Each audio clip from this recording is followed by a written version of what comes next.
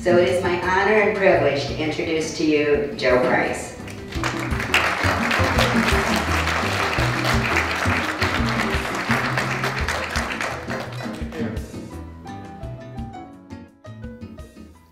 Good morning, everybody. Good morning. It's still morning. I told the videographer that I'm going to make his day because I'm not a podium speaker, so he's got to follow me around for a little while. He's told me he's going to enjoy that process. And it didn't take a lot of money for me to pay the guys to write those testimonials, so it was really kind of cool.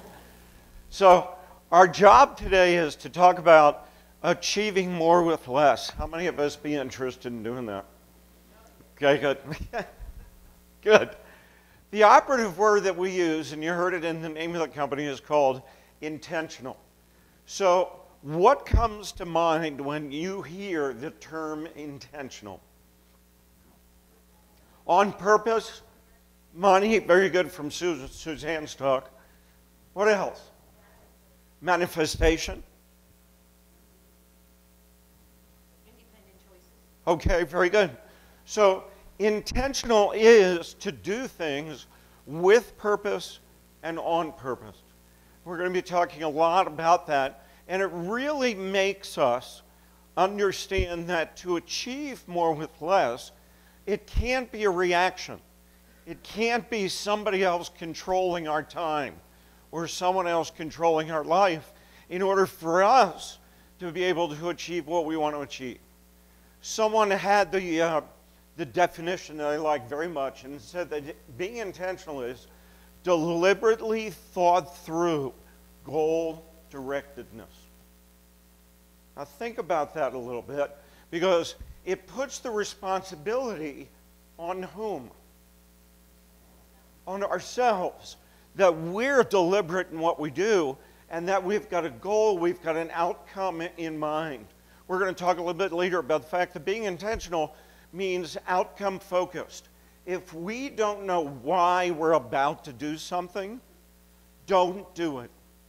Because it's going to be a reaction to somebody else or something else.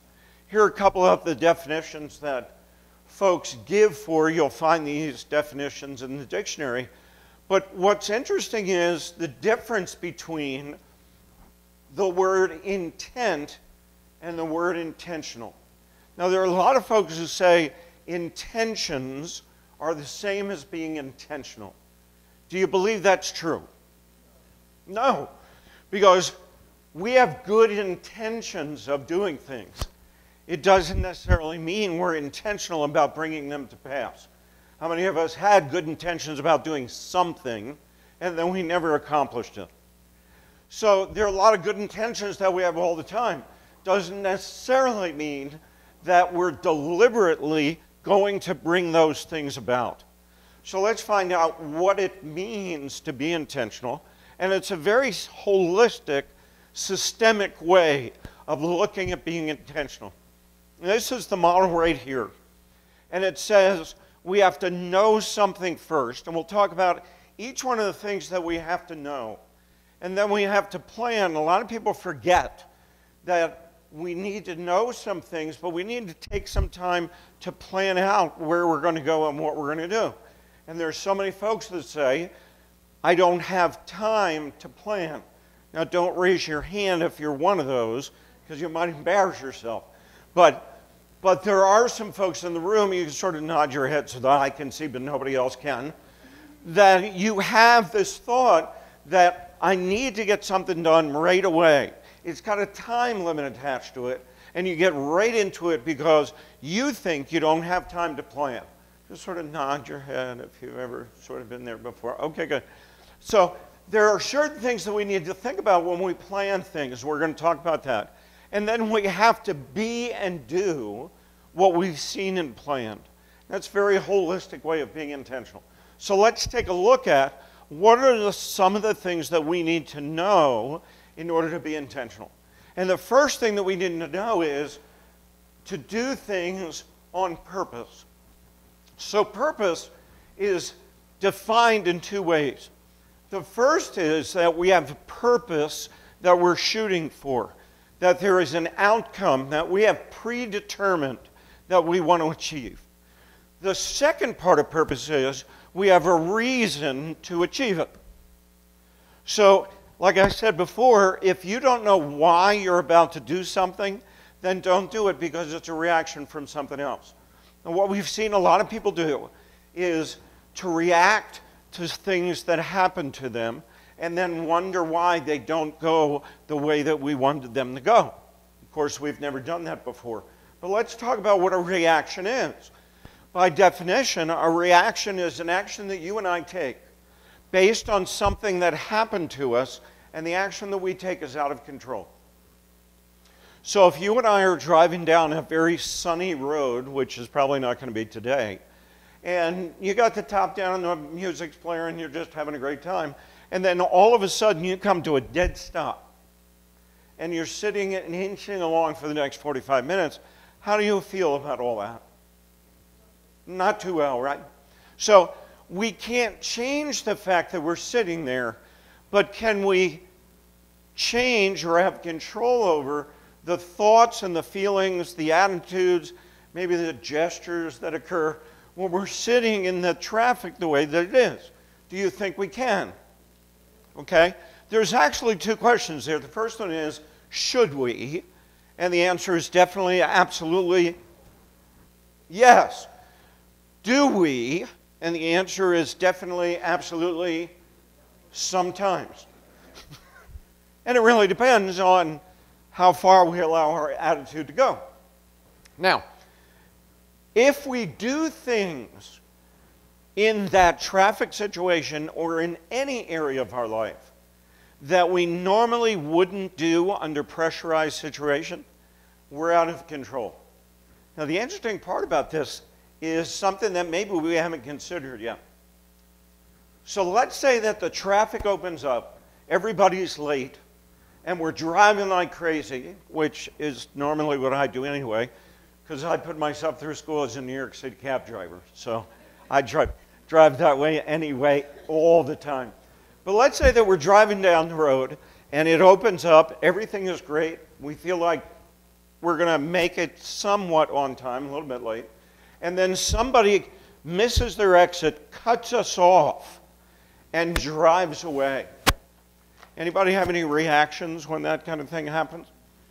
Now, if you see a silver Toyota, don't react because it's me doing it to you. But, so we do things, we think things, we gesture things. Maybe that's the reason why we have 5 fingers, by the way. But if we do think a certain way, if we feel a certain way, if we gesture a certain way to that person, think about this for a second. Do you know the person who cut you off? Probably not. Do you like, respect, or admire what they've done? No. Will you ever see the person again? I had somebody in the back of one of my classes one time say, yeah, I'm going to follow that son of a gun until I find him. No, that's not really what we're talking about. But think about this for a second, because if you react to that situation, the person that you don't know, that you don't like, respect, or admire what they've done, you will never see again. That person is in control of your life. I'm going to let that sink in for a second, because it's hard for us to get that. And it doesn't matter where we react, to what situation, or to whom we react, we are giving control of our life over to somebody else. So everything that we do cannot be a reaction. It has to be done on purpose in advance. Anybody ride motorcycles here? Used to ride motorcycles here? Yeah, we have a couple. Now, I'm a motorcycle safety instructor, and we teach a 3-second rule and a 12-second rule. Pat, do you remember the 3-second, 12-second rule? Yeah, it's been a while, right? Okay, good. So the 3-second rule is that you pick a fixed item on the side of the road and you count 3 seconds as you're driving. Now, that's a buffer, and I guarantee that any 4-wheel driver, if you drove here today, if you took a motorcycle safety class, you will be a better driver because it makes you much more cognizant of what's going on around you. But that 3-second buffer that you have gives you time not to react, but to respond to something that may happen. The 12-second rule is take that fixed space on the side of the road, count 12 seconds ahead. Now, what does that distance allow us to do? It allows us to anticipate what might happen, and then we can do something before it happens to avoid it from happening or minimize its negative effect. That's what being intentional is all about. That's what being purposeful is all about. Before we do something, we think far enough ahead and ask ourselves, is this going to give me the outcome that I would like? And if it's not an action that you should take.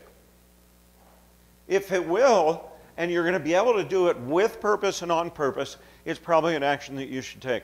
Now, a little later, we're going to talk about a concept called systems thinking, which means that when you affect one area of your life, you make a decision or take an action in one area of your life, it's going to affect other areas of your life.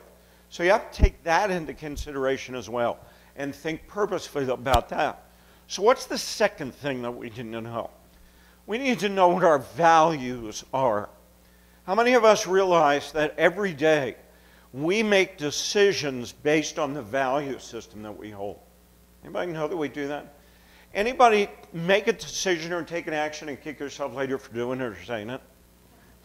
Right? A lot of us do it. So the question is this: why does that happen? And my submission to you is that when we kick ourselves, we realize that we have violated one of our values, but we didn't realize it until we put it in context.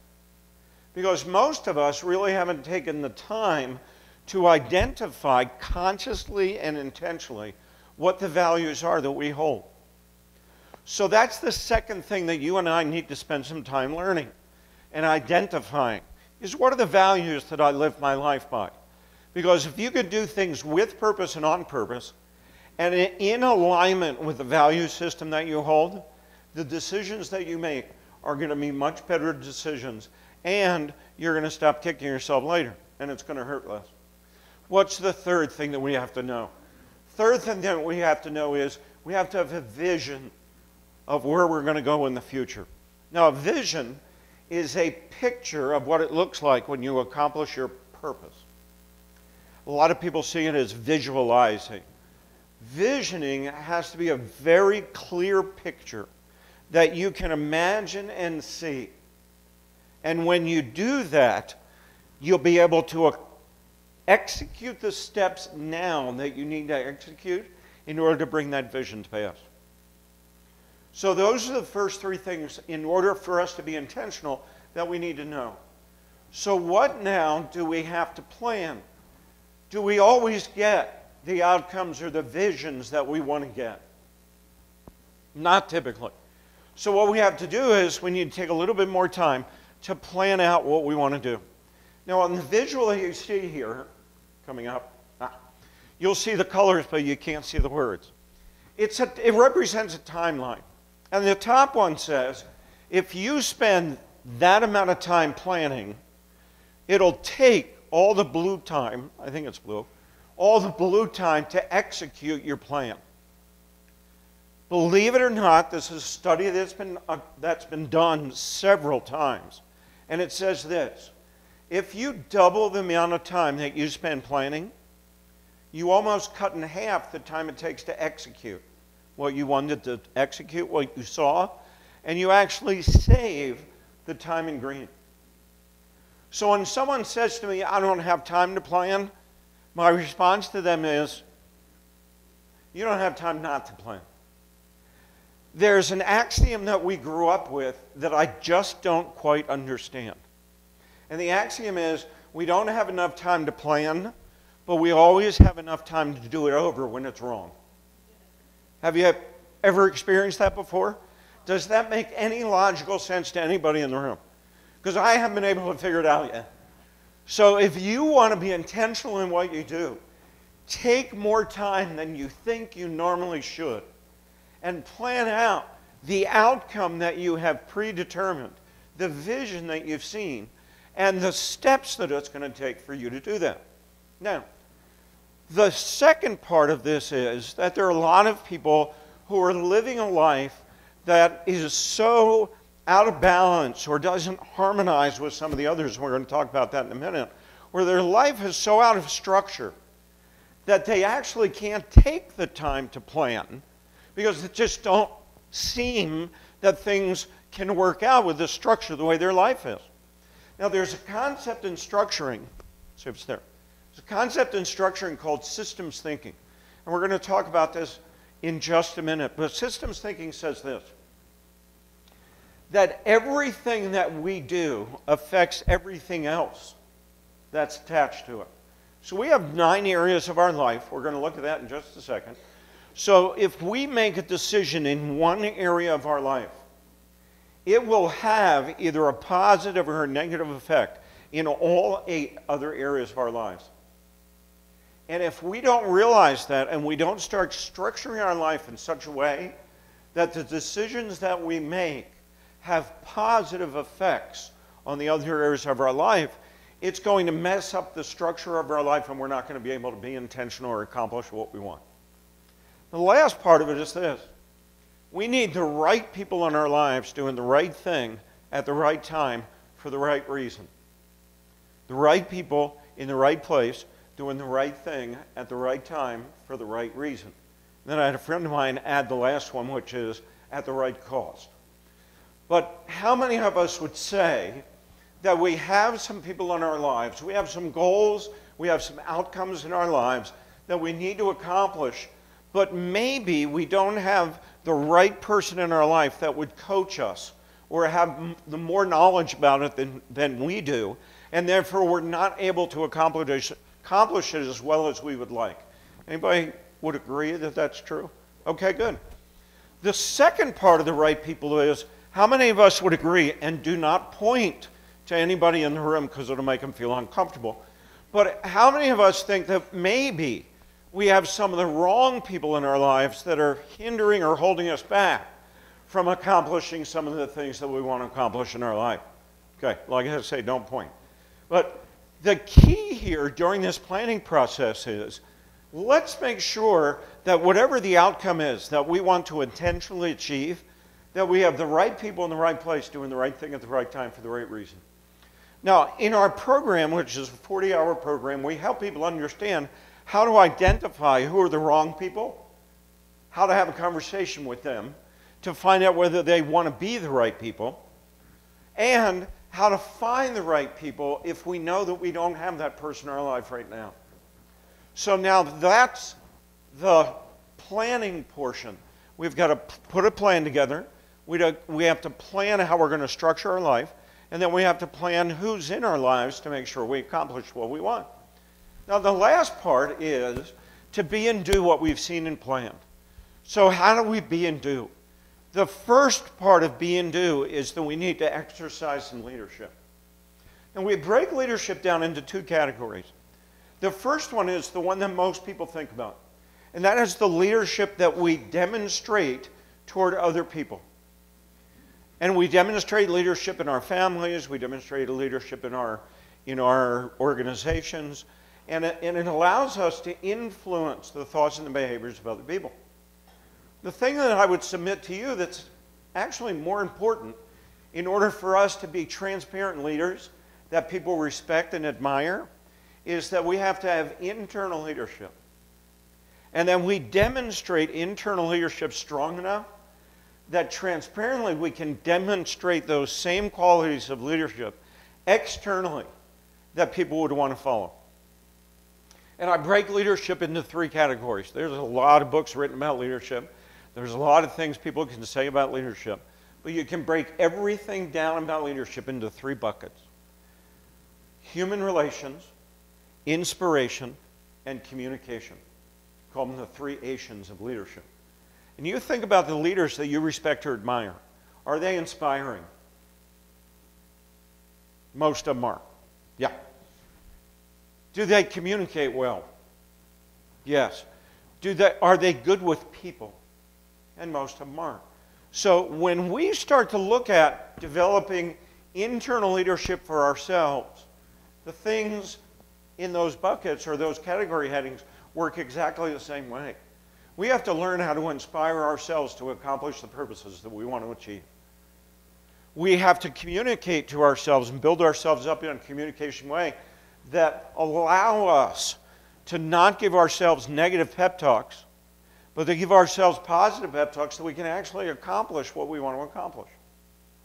And the third thing is that the human relation side of it is we got to treat ourselves well.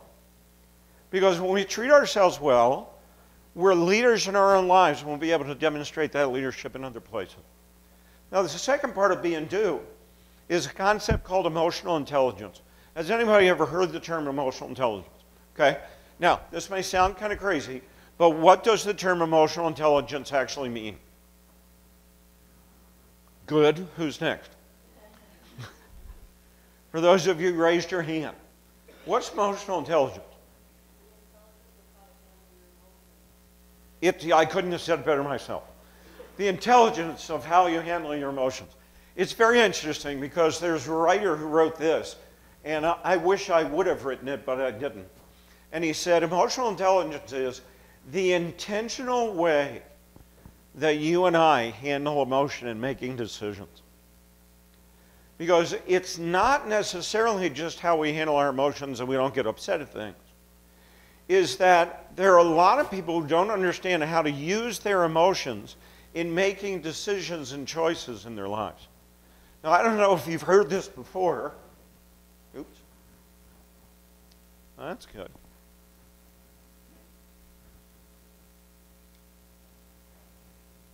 Technical glitches. Not sure exactly why, but we'll keep going. And if it does come up, just let me know. So there are a lot of people that, and raise your hand if you heard this. To be a good decision maker, you have to take emotion out of the decision-making process. Did you ever hear that before? Do you think it's possible? It's absolutely impossible for human beings to divorce themselves from their emotions. Can't be done. So now the question is, if we can't divorce ourselves from our emotion, what do we do with it in making decisions? We intelligently and intentionally use our emotions effectively to make decisions. That's hard for us to do. And there have been studies that have shown that people with high emotional intelligence, that subject alone, if you just improve your emotional intelligence, it will contribute to up to 78% of your overall success. It's not your technical competence. It's not your communication skills. It's not how you conduct yourself. It's how you use your emotions intelligently and intentionally in making decisions. Now, the last of those three, actually there's a handout that you've just been given. You can follow along right there in the midst of our technical difficulty. And the last one that sort of wraps all this up is called courage and fortitude. There are a lot of people that really misunderstand what courage and fortitude is. So definitions become very important to me because I believe definitions dictate your actions. So how would you define courage? Good. Say it again. Inner strength. How do you define courage? Thank you very much. Because there are a lot of folks that believe if they're afraid, they don't have courage. And I'm here to tell you that without fear, there can be no courage. Now sort of absorb that for just a second. Why would you need courage if you weren't afraid? Does that make sense? Okay? So what the definition of courage is the strength to take the first step in the face of fear. Now, what's fortitude? We don't hear the word fortitude said a lot. But here's what fortitude is. Fortitude is the strength to take the second and the last step in order to accomplish the purpose you set out to. So now take a look at all three sections. The things that you need to know, the things that you need to plan, and those things that you need to be and do to help you accomplish what you've seen and planned. Do you think that if you started to become familiar and competent at those 9 keys, that you'd be more intentional and accomplish more with less? And that's the whole key to what we're doing. Now, we're back. So, at the top of the page that you were handed out, there is a chart there, looks like a spider web, and it has the 9 areas of our lives listed. Now, this is a little bit of a survey, so if you have a pen, please take your pen out. If you don't have a pen, raise your hand, and it won't matter because we don't have any pens to give you. So, so when if you have a pen and you're finished, then give it to the person around you. So you're going to put a dot. Beautiful. Thank you very much. So before you do that, look at the screen for these 3 questions. What would you want your life to look like if you knew you could absolutely get it? Just think about that for 1 second. Take the limitations out of the way. If you could create a vision for your life right now that had no limitation, the possibility were there, you can actually get what you want and you could not fail. Would that future picture be different from the life you're living right now? I hope so. Now, in order to get there, what changes would you have to make right now to be more intentional in order to bring those things to pass? And I believe they're going to be found in those 9 keys. Now, is it possible for you and I to balance our life? Yes. Some people say yes. Is it possible to balance our life? Yes. Okay. So let me sort of throw out a couple of ingredients. We sleep 4, 5, 6 hours, 7 hours, 8 hours, 10 hours, according to how we're feeling that day. We work for 4, 5, 6, 7, 8, 9, 10 hours. We eat for 2, 3 hours a day. So now we're at, how many hours? 8 plus 4 is 12, plus 2 is. So now we're at 12, 14, 16 hours a day out of 24. So we've got 3 of the 9 areas of our life taken care of. We have 6 areas left. And we've got about 7 or 8 hours left in the day. So I ask the question again. Is it possible to balance our life? And from a balance standpoint, I'm going to submit that the answer is no. So how do we make our life the life that we want it to be if we can't balance it? And the word that I use is consonance. That one. Anybody know what consonance means? Any musicians in the room? Okay, good. So consonance, the opposite of dissonance. So when you hear music and the music is dissonant, what's it sound like? It sounds like noise, right?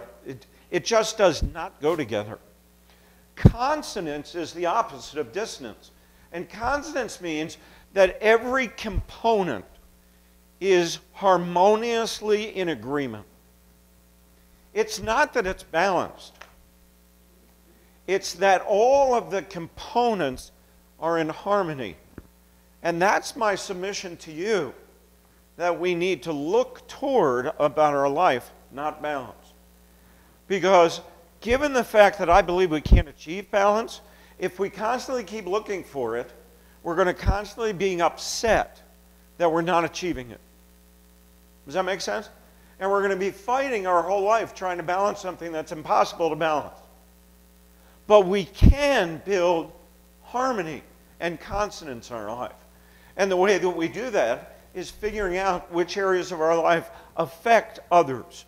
So now here's where the survey comes in. So you're going to put a dot on the line representing a score from 1 to 10 based on the criteria that I'm about to give you. So let's take, we won't embarrass anybody with primary relationships, so let's go to career. So you're going to rate yourself a 10 if you have a very clear vision in your mind and it's written down of what that area of your life looks like a year from today. That's criteria number 1. Very clear picture of what it looks like, and it's written down. Number 2, you have a plan of how you're going to accomplish that vision, and it's written down. I don't know whether you've heard the Harvard study that said this. They took graduates of the Harvard Business School, and they tracked their progress for 20 years. They asked them when they left school, how many of you had written goals for your future? What do you think the percentage of Harvard graduate school graduates, what percentage of them had written goals for their future? 5, 11, 0, 2. The answer is 3. So 3% of some of the brightest people coming out of academic world had written plans. Now they followed their life, they predetermined definitions of success, and they followed their life for 20 years. Here's what the result was. 20 years later, that 3% out-successed, whatever the definition was that they agreed on, the 97% combined. Do you think I feel that planning is important and writing it down is even more? Okay? So the second criteria is you got a plan of how to accomplish that vision, and it's written down. Third step, and the third criteria, you take a step every day from that plan to accomplish the vision. If you can say yes to all 3 of those, you're going to rate yourself a 10. If you say no to all 3 of those and didn't even think of asking those questions, you're going to rate yourself a 0. And then anything in between that you think you work at. Okay? So put a dot on each line corresponding to the 9 areas of your life that represent your score. Now, there's always one person in a crowd that rates themselves all 10s. So what I'm going to ask you to do is add one more category, and it's called humility. And then you're going to add a 10 there too.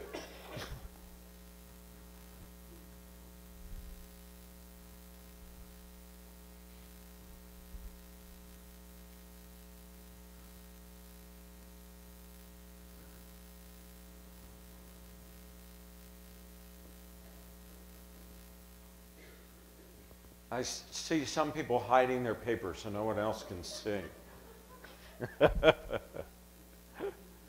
The criteria is a little difficult, isn't it? Do you think you would rate yourself a little higher if the criteria weren't so stringent? Like seeing it or writing it down?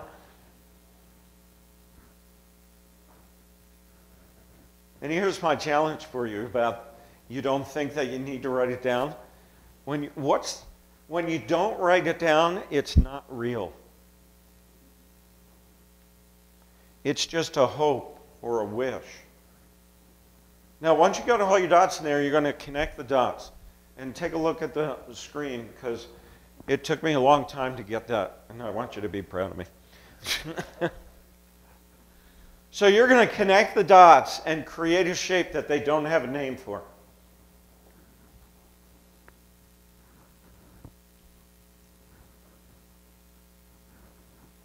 Now, if you're brave enough, show your diagram to some of the folks sitting at your table, just to sort of see what it looks like. You'll also see that yours isn't as bad as some of the people sitting next to you. Okay, so here's the $64 million question. If your shape represented the front right tire of your car, How do you think the ride would be? Some of us probably wouldn't even go anywhere. But if you did, it'd be a little bit bumpy, a little stressful, a little emotional, right? This right here is it represents the tire on which your life is riding on right now. So if your life is a little bit bumpy, a little stressful, you're not accomplishing everything that you want to accomplish, this might be the reason for it.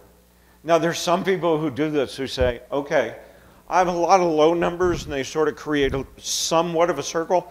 So if I just lower some of the spikes down, right, I can make it more round and you know, in the time of my life will be a little bit smoother. Well, when they say that, I ask this question. How many of us have ever driven on one of those donut spare tires? Okay? So you know that if you've ever driven on one of those donut spare tires, there's some limitations to those, right? So you can't go faster than 55 miles an hour, which would be absolute torture for me. You can't go longer than 200 miles because the tire will just fall apart. And the gas mileage is absolutely terrible, and besides, it looks bad on your car. So you don't want that wheel to be small. You want it to be large and round. So the key is make better some of the ones that aren't as far out in order to make that round and a little bit smoother for you. So come back to this idea, because what this represents is this concept of systems thinking. Because every time that you and I make a decision, it affects one of the other areas, if not more, on this chart. So the concept of systems thinking says this, that instead of solving a problem by taking a look at the problem in an isolated way, we actually put the problem back into the fullness of whatever the situation is that we're dealing with, and we try to solve the problem in how it's affecting and affected by everything else that's surrounding that particular issue. So when we go back to structure, for example, and we see that our life is structured in such a way that we have to think in these systems thinking kind of terms, the analogies that I use are two.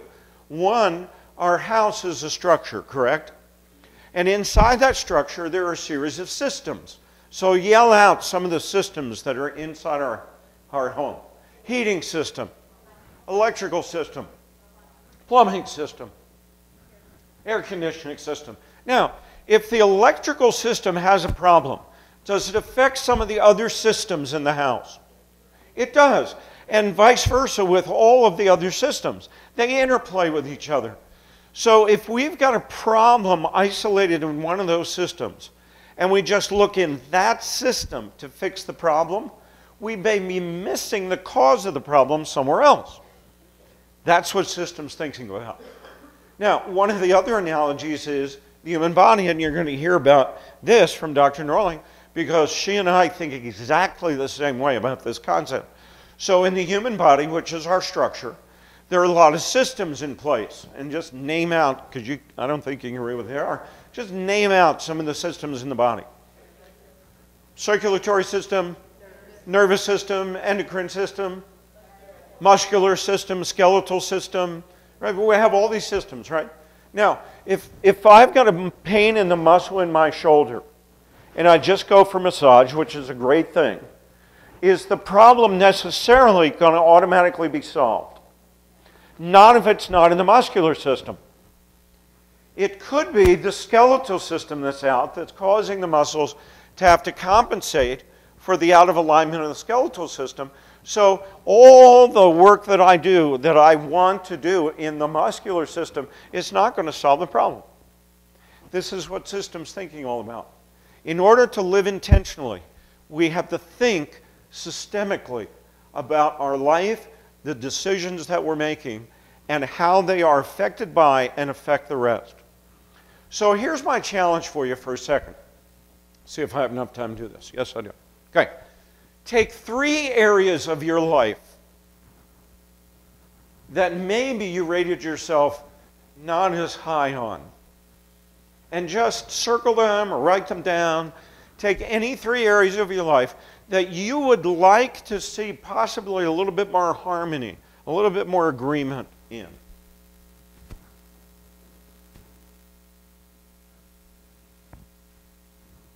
Everybody got their 3? Just nod your head so I can hear if you're listening or not. Okay, good.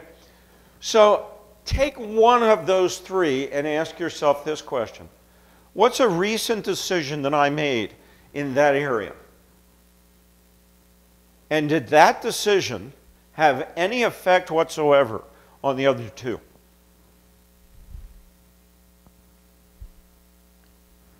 And what's your answer? Definitely. How many people say yes, it had an effect? Okay, just about everybody in the room. That's systems thinking. That's the systems effect of the decisions that you and I make. When you and I are more intentional, we keep this in mind. We ask ourselves in one area of our life, this is the decision that I want to make. I have a purpose and outcome in mind. I know why I want to take this. Before I take that action or make that decision, what effect is that going to have in the other areas of my life? Because we've already proven it's already going to anyway. When you ask yourself that question, the second question is, am I okay with the effect it's going to have? If you are, you can make it because it's an intentional decision and it's going to have a positive effect. If the answer is no, then you're going to go back and rethink the action or decision that you want to make in order for it to have a positive effect on the rest of them. Or you say to yourself, I really don't care about the effects on the other ones, so I'm going to do it anyway. But that's your choice, but you choose it because it's intentionally you intentionally chose it. You saw the outcome, you saw its effect, and you said, okay, this is ultimately what I want to do to bring about the outcome I want. So an intentional life is an outcome-focused life. You can't, now, here's the connection between being intentional and having intentions. You can see it here. You can't be intentional without having intentions. Would you agree that's true? But here's the opposite side that a lot of people don't think about. You can have intentions and not be intentional. And if we want to achieve more with less, if we want to create harmony and agreement in our life, be happier, healthier, peaceful, more fulfilled, intentionality is the way it needs to be done. So, you can't get what you can't see. So my challenge is that wherever you want to be more intentional, stop and see a vision of the future first. So I'm going to ask you to take, so close your eyes for a second. Pick one area of your life. Think about that area of your life a year from now. And start to see a picture in your mind of what it looks like, with no comparison to what it looks like now. There is no objections. There's nothing stopping you. Money is not an issue because you're working with Suzanne. There are no obstacles in the way. What's that picture look like? And I'm going to give you some components to think about. It has to involve your senses. When you see that picture, see it, feel it, taste it. It has to be spoken in present tense, because if you don't speak it in present tense, it's not real. So it's not that this is what it's going to look like in the future. That thing is happening right now. That picture is happening right now as you're sitting here. See some action in it. See some movement. Put some color in it, because if it's black and white, it's not real. And have emotional connection to that picture. How many can see it? Raise your hand if you can see that picture. Okay? Uses the senses. See it now in present tense. It's got some action. It's got some color. It's got some emotion. Okay, good. Open your eyes. Look at the screen. And ask yourself this question. Was that picture a fantasy? A dream? A wish? An aspiration? Sort of a fuzzy picture? A clear picture? Or was it real?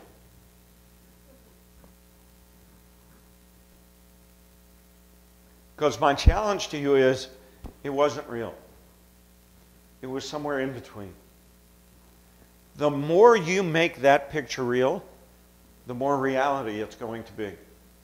And that picture, the more you see it, it's actually going to be more real than the life you're living right now. And that's the place we want to be. And when you can see it that clearly, you will be able to bring it to pass. So, let's review what we talked about. We talked about that the definition of intentional is outcome focused. Everything that we do is with a purpose and on purpose. We talked about that there are 9 key principles, there are 9 keys in order for us to live a more intentional life.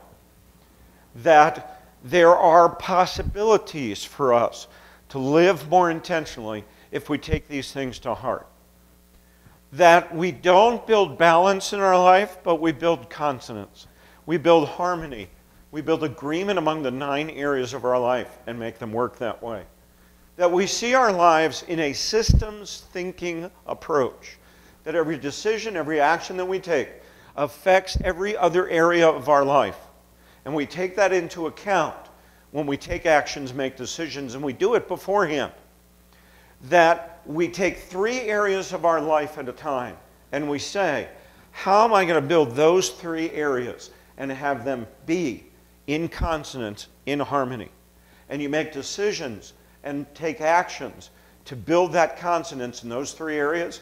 And then as you do that, you add the rest of the areas of your life. And as you do that, you'll build them into the harmony and into the agreement, into the consonance that you've already created. We also saw that we can be intentional by making the choices further in advance than we typically do. That we don't react. Instead of looking 3 seconds ahead, we look 12 seconds ahead so that we can anticipate the things that might happen when we make the decisions that we make.